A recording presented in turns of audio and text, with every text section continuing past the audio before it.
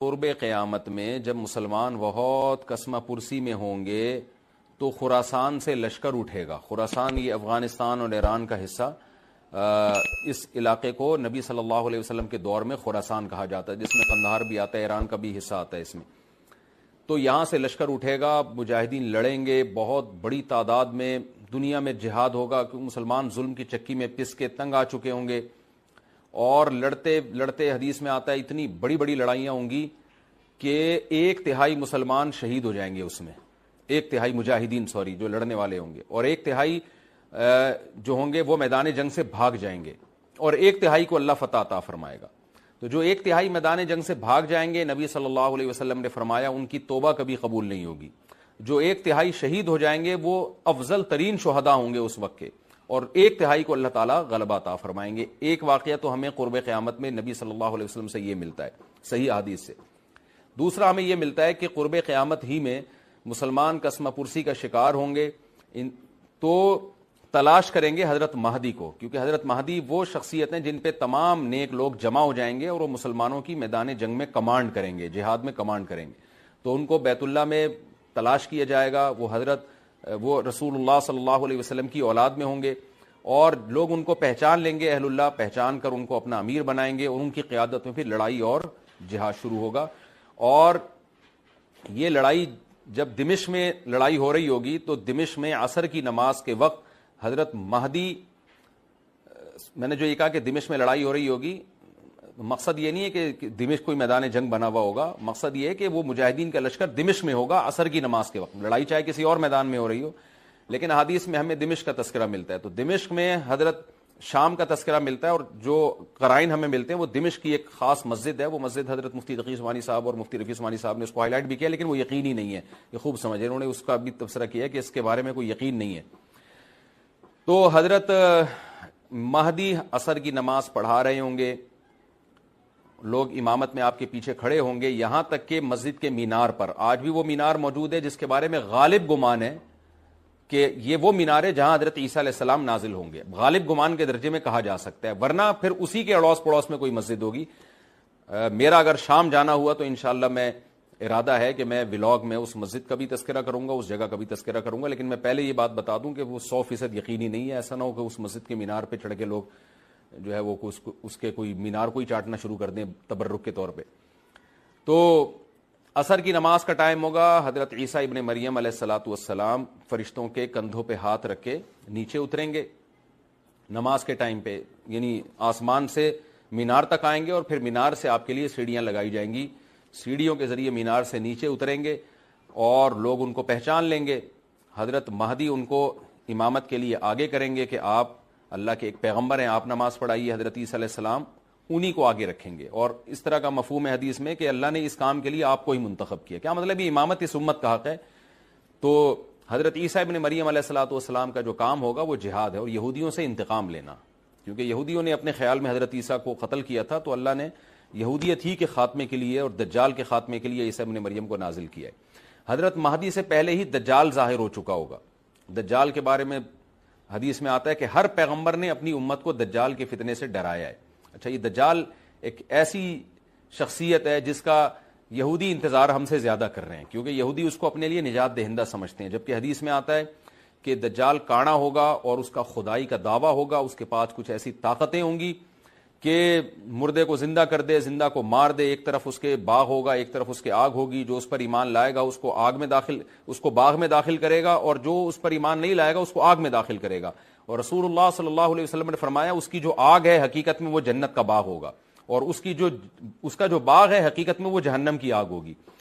تو جو نبی کی باتوں پہ یقین کرتے ہیں وہ دجال کے فتنے سے محفوظ رہیں گے.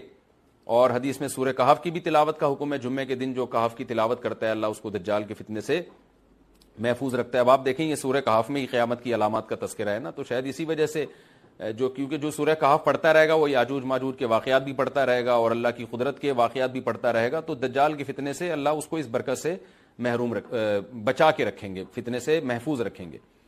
تو وہ ایسی طاقتیں دکھائے گا، بے وقوف لوگ اس پہ ایمان لے آئیں گے. حدیث میں آتا ہے کہ کانا کبھی بھی خدا نہیں ہو سکتا، نہیں اس کی تو ایک آنکھ ہوگی نہیں، لیکن بے وقوف لوگ اس کے یہ کچھ ظاہری کمالات دیکھیں گے، یہ نہیں دیکھیں گے کہ یہ تو شکل بھی اس کی اچھی نہیں ہے، یعنی خدا کم از کم جمال والا ہوتا ہے نا, یہ تو ہے بھی کانا, اور اس کے بڑا بڑا کافر بھی لکھا ہوا ہوگا واضح طور پر, جس سے پتا چلے گا. لیکن احمق اور بیوقوف لوگ جیسے روحانی عامل کو کچھ شعبدے دیکھ کر ان پہ سے متاثر ہو جاتے ہیں نا, روحانی عاملوں کے شعبدے دیکھ کے, تو ایسے ہی دجال کے شعبدے دیکھ کے متاثر ہوں گے. تو بہت لوگوں کو, خلقت کو, بہت بڑی امت کو گمراہ کرے گا دجال.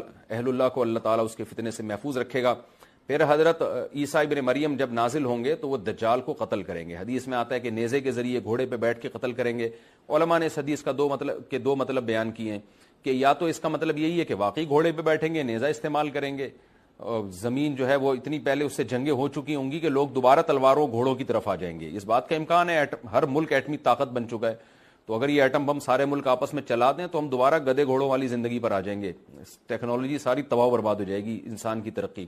تو اس بات کا بھی امکان ہے کہ کوئی اس سے پہلے ہو سکتا ہے کوئی ایسی جنگ عظیم ہو کہ انسانیت دوبارہ پہاڑوں پتھروں کے دور میں آ جائے. لیکن ظاہر یہ معلوم ہوتا ہے کہ رسول اللہ صلی اللہ علیہ وسلم نے جو کلام کیا ہے, ظاہر ہے اس دور کے لحاظ سے جو لوگوں کے, جہاں تک جو لوگوں کی مینٹل اپروچ ہے وہاں تک, تو نبی صلی اللہ علیہ وسلم میزائل یا اور ٹینکوں کا تذکرہ کرتے تو کیا سمجھ میں آتا؟ تو گھوڑے سے مراد ہے جو اس زمانے کا گھوڑا ہوگا, اور نیزے سے مراد ہے اس زمانے کا جو اسلحہ ہوگا, کیونکہ نیزہ نبی کے دور کا ایک مناسب اسلحہ تھا اور گھوڑا نبی کے دور کی میدان جنگ کی ایک مناسب سواری تھی. تو اس سے یہ بھی پتہ چلتا ہے کہ ہو سکتا ہے عیسیٰ ابن مریم نیزے کے بجائے کلاشنکوف کا استعمال کر لیں, تو یعنی وہ نیزہ جو ہے وہ اس کلاشنکوف کی یا جو بھی اسلحہ اس وقت حضرت عیسیٰ ابن مریم استعمال کریں گے اس کی ایک تعبیر ہے. تو اس کا بھی پورا امکان ہے. تو ہمیں بہرحال اتنا ایمان ہمارے لیے ضروری ہے کہ دجال کو قتل کرنے والی جو ذات ہے, جو شخصیت ہے, وہ عیسیٰ ابن مریم علیہ الصلاۃ والسلام ہے. تو حضرت عیسیٰ کے ذریعے اللہ تعالیٰ دجال کو قتل کریں گے, اور حضرت عیسیٰ کی قیادت میں زبردست جہاد ہوگا. حدیث میں آتا ہے کہ عیسیٰ ابن مریم اس دنیا کو امن سے بھر دیں گے, اتنا امن ہو جائے گا اور اتنی مالی فراوانی ہوگی, اتنی مالی, کیونکہ دنیا میں مال بہت ہے, ڈسٹریبیوشن صحیح نہیں ہے, جو تقسیم ہے نا مال کی وہ ظالمانہ ہے, جس کی وجہ سے غریب سے غریب تر ہے, امیر سے امیر تر ہے. حضرت عیسیٰ ابن مریم ایسا نظام قائم کریں گے کہ جس سے مال کی صحیح تقسیم, اور لوگ اٹھیں گے زکوٰۃ کا مستحق تلاش کریں گے اور لوگوں کو زکوٰۃ کا مستحق نظر نہیں آئے گا, غریب تلاش کرنا مشکل ہو جائے گا. یعنی ایک آدمی, حدیث کے مفہوم ہے کہ زکوٰۃ لے کے گھومتا رہے گا اور اس کو کوئی غریب نہیں ملے گا, اتنی مالی فراوانی ہو جائے گی. پھر ترمذی کی روایت میں آتا ہے کہ اللہ کی طرف سے برکتیں ایسی نازل ہوں گی کہ بڑے بڑے انار پیدا ہوں گے, بڑے بڑے انگور پیدا ہوں گے, زمین اپنی برکتیں کھول دے گی. اور حضرت عیسیٰ علیہ السلام خنزیر کو بھی دنیا سے ختم کر دیں گے, خنزیر کی نسل کو ختم کر دیا جائے گا. وَيَضَعُ الْجِزْيَةَ, اور جزیہ کا نظام ختم, اما الاسلام و اما السیف, یا تو تلوار یا اسلام, اس کے علاوہ نہیں. تو نبی صلی اللہ علیہ وسلم کو اللہ نے جس مقصد کے لیے دنیا میں بھیجا تھا, اس مقصد کی جو تکمیل ہے وہ عیسیٰ ابن مریم کے ذریعے. باقی اس میں حکمتیں کیا ہیں اس پر میرے الگ سے بیانات موجود ہیں کہ اللہ نے حضرت عیسیٰ ابن مریم کا انتخاب کیوں کیا اس کام کی تکمیل کے لیے, اسی امت میں کوئی کیوں منتخب نہیں کر لیا, یا یہ کہ پیغمبر صلی اللہ علیہ وسلم ہی کے ذریعے پوری دنیا میں اسلام کو غالب کر دیا جاتا. اس میں کیا حکمتیں ہیں, اس پر میرے الگ سے بیانات موجود ہیں. ابھی تو میں کوشش کرتا ہوں کہ تفسیر سے میں جو ٹو دا پوائنٹ بات ہے اس سے یہاں اس لیکچر میں نہ ہٹوں. تو اسی وقت حضرت عیسیٰ ابن مریم اس کو یاجوج ماجوج کو قتل کریں گے اور دنیا انصاف سے بھر جائے گی. رسول اللہ صلی اللہ علیہ وسلم نے فرمایا کہ محرم کو آپ صلی اللہ علیہ وسلم نے شہر اللہ قرار دیا ہے. صحیح حدیث ہے کہ آپ صلی اللہ علیہ وسلم نے فرمایا, صحیح مسلم کی حدیث ہے کہ رمضان کے روزوں کے بعد سب سے زیادہ جو روزے افضل ہیں وہ شہر اللہ المحرم, اللہ کے مہینے محرم کے ہیں, یعنی اللہ کی طرف اس محرم کی نسبت کی جا رہی ہے. تو یہ ایک بڑی فضیلت کی چیز ہے. اور قرآن میں جن 4 مہینوں کو محترم قرار دیا ہے, عرب ان مہینوں میں جنگ و جدال کو حرام سمجھا کرتے تھے کہ یار یہ ناجائز ہے, اس میں جنگ نہیں کرنی چاہیے, ان مہینوں کا احترام لازم ہے. ان میں 4 مہینوں میں محرم بھی ہے, محرم, رجب, ذی الحجہ, ذی قعدہ, ذی الحجہ, یہ 4 مہینے ہیں جو محترم ہے. لیکن اس میں پھر رجب بھی داخل ہے اور ذی قعدہ بھی اور ذی الحجہ بھی, تو یہ بھی ہے. اور 10 محرم کے روزے کی بڑی فضیلت ہے. آپ صلی اللہ علیہ وسلم نے فرمایا 1 سال کے گناہوں کی معافی کا ذریعہ بنتا ہے. لیکن آپ نے فرمایا کہ یہودیوں کی مشابہت نہ کرو, کیونکہ یہودی 1 روزہ رکھتے ہیں تو ہم 9, 10 یا 10, 11 2 روزے ملائیں گے. تو یہ محرم کی فضیلت ہے. اور یہ کیوں ہے اس کی ہمیں وجہ معلوم نہیں ہے. جیسے کسی نے ابھی بھائی نے سوال پوچھا نا ایک کہ اس میں کوئی واقعات ہوئے تھے, تو پہلے میں بتا دوں 10 محرم میں جب نبی صلی اللہ علیہ وسلم نے محرم کے مہینے کی یہ فضیلت بیان کی تو اس کو کسی واقعے کی بیس پہ بیان نہیں کی ہے. اس بارے میں جتنے واقعات ہمارے پاس منقول ہیں کہ آدم علیہ السلام جنت سے زمین پہ آئے تھے، یا قیامت آئے گی اس دن، یا یہ کہ اور پتہ نہیں کیا کیا ابراہیم علیہ السلام کو آگ میں ڈالے گئے، یہ سب من گھڑت ہیں، اس کی کوئی حقیقت نہیں ہے، موضوع روایتیں. البتہ اس دن موسیٰ علیہ السلام اور بنی اسرائیل کو فرعون سے نجات ملی تھی، اس بارے میں روایت سندن بہتر ہے، یعنی اس کو مستند روایت کہا جا سکتا ہے. تو وہ یہ کہا جا سکتا ہے کہ 10 محرم کو موسیٰ علیہ السلام اور بنی اسرائیل کو اللہ نے فرعون سے نجات دی تھی. اسی بیس پہ یہودی روزہ رکھا کرتے تھے اس دن.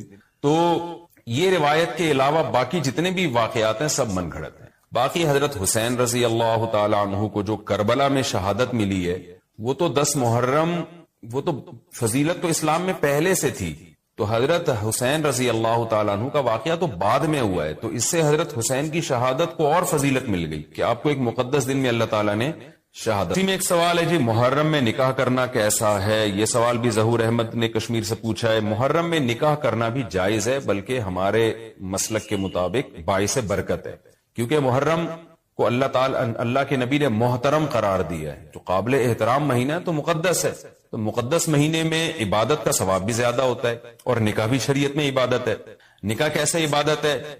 شریعت نے نکاح میں عبادت کا رنگ ڈال دیا ہے. دیکھیں آپ کہ نکاح ایک معاملہ ہے، لیکن اس سے پہلے خطبہ بھی ہوتا ہے. خطبہ جمعے کی نماز سے پہلے ہوتا ہے، خطبہ عید کی نماز سے پہلے ہوتا ہے، خطبہ استسقاء کی نماز سے پہلے ہوتا ہے، خطبہ حج میں ہوتا ہے. یہ ساری عبادتیں ہیں نا جس میں خطبہ ہے. لیکن اسلام نے کیا کہا؟ نکاح سے پہلے بھی خطبہ ہوگا. اس کا مطلب اسلام نکاح کو عبادت قرار دے رہا ہے، نکاح میں عبادت کا رنگ بھر رہا ہے. تو عبادتیں تو مقدس مہینے میں زیادہ ثواب ہوتا ہے ان میں. تبھی آپ دیکھیں نبی صلی اللہ علیہ وسلم نے فرمایا رمضان کے بعد سب سے زیادہ روزوں کا ثواب محرم میں ملتا ہے. کیوں؟ مقدس ہے نا، تو عبادت کا ثواب بڑھ گیا اس میں. تو اس حدیث سے صاف ہمیں پتہ چلتا ہے کہ اگر کوئی محرم میں اس نیت سے نکاح کرتا ہے کہ مقدس مہینہ ہے، تو اس میں عبادت کا ثواب بڑھ جائے گا، اور اس میں انشاءاللہ اللہ سے امید کی جا سکتی ہے کہ خیر و برکت زیادہ ہوگی. اس کو منحوس سمجھنا جائز نہیں ہے. اگر آپ کہتے ہیں اس مہینے میں چونکہ حضرت حسین رضی اللہ تعالیٰ عنہ کی شہادت ہوئی ہے اس لیے منحوس ہے، تو یہ غلط ہے. ایک تو ہماری نظر میں شہادت ایک بہت مقدس مقام ہے، اس کی وجہ سے کوئی مہینہ منحوس نہیں ہو سکتا. مقدس تو ہو سکتا ہے، منحوس نہیں ہو سکتا. دوسری بات یہ کہ 1 محرم سے لے کے 29 یا 30 ذی الحجہ تک اسلامی تاریخ میں کوئی ایسا دن نہیں ہے جس میں کسی مقدس شخصیت کی شہادت نہ ہوئی ہو یا کسی پہ ظلم نہ ہوا ہو. اگر آپ تاریخ کے اوراق اٹھا کے دیکھیں، ہر مہینے ہر تاریخ کو کوئی نہ کوئی اسلام میں اچھا واقعہ بھی ہوا ہے اور برا واقعہ بھی ہوا ہے.